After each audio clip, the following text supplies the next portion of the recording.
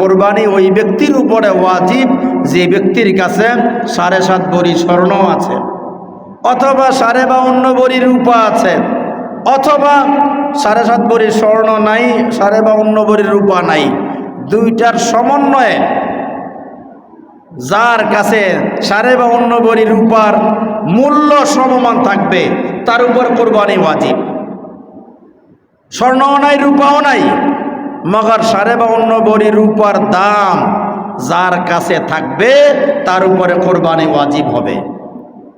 এখন 52.5 ভরি রূপার দাম কত? কুল, হে নবী আপনি বলুন, ইন্না সলাতি ওয়া নুসুকি ওয়া মাহইয়ায়া ওয়া মামাতি লিল্লাহি রাব্বিল আলামিন। হে নবী আপনি বলুন, ইন্না সলাতি, নিশ্চয়ই আমার নামাজ, ওয়া নুসুকি এবং আমার কুরবানি, ওয়া হায়াতি এবং আমার হায়াত, ওয়া মামাতি আমার মওত, লিল্লাহি রাব্বিল আলামিন, একমাত্র আল্লাহ পাকের জন্য, যিনি রব্বুল আলামিন, যিনি সমগ্র জগতের লালন পালন কর্তা।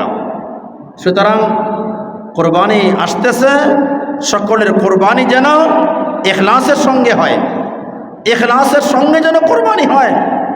আল্লাহ পাক আমাদের সবাইকে মুখলিসিনদের অন্তর্ভুক্ত বানায়া দেন, মুখলিসিনদের অন্তর্ভুক্ত বানায়া দেন, মুখলিস বানায়া দেন, মুতাওয়াজি বানায়া দেন, বিনয়ী বানায়া দেন, নরম বানায়া দেন, মিশুক বানায়া দেন, মিলে মিশে রুহামা ও বাইনাহুম, পরস্পর দয়া মায়ার মাধ্যমে ইখলাসের সঙ্গে আমরা যেন কোরবানি করতে পারি।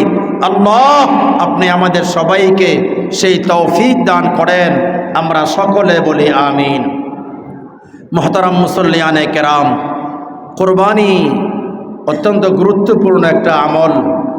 কোরবানি এটা ইসলামের বিধান মোতাবেক কোরবানির আমলটা হলো ওয়াজিব আমল। কোরবানি ওয়াজিব, বেতেরের নামাজ পড়া যেমন ওয়াজিব, কোরবানি ওরকম ওয়াজিব। কোরবানি ফরজ না, কোরবানি সুন্নত না, কোরবানি নফল না, কোরবানি হলো ওয়াজিব। কার উপরে ওয়াজিব? কোরবানি আমলটা ওয়াজিব। এবং কার উপরে ওয়াজিব?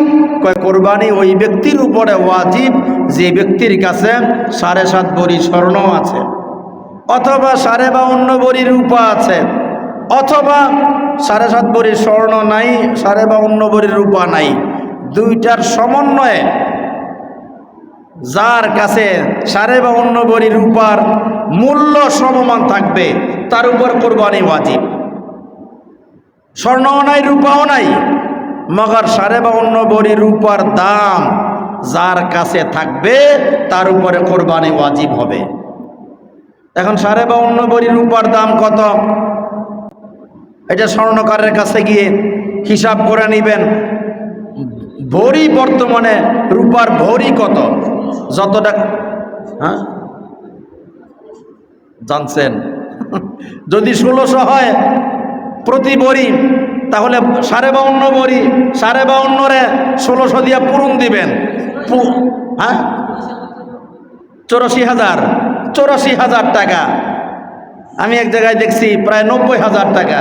তো যাই হোক, 84,000 আর 90,000 কাছাকাছি, 84 হোক আর 90 হোক, তো 84,000 টাকা যার কাছে থাকবে, বা 90,000 টাকা আয় ব্যয়ের পরে 90,000 টাকার ক্যাশ যার কাছে থাকবে তার উপরে কোরবানি ওয়াজিব, তাকে কোরবানি দিতে হবে।